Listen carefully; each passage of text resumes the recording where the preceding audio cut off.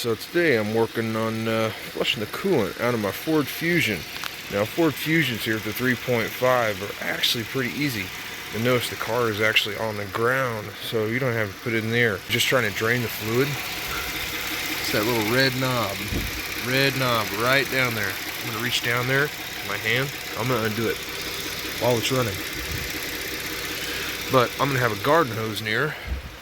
Turn on the garden hose, and I'm gonna put in there, and that water's gonna cycle through, and I'm gonna empty out all that stuff. I'm gonna put me a catch can down below and catch all that nasty stuff. Chocolate milk.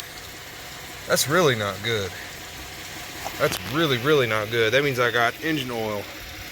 It means I got engine oil in my stuff. Oh shit. Yeah, that's really not good. I just found out that chocolate milk in my coolant system. That's really, really not good.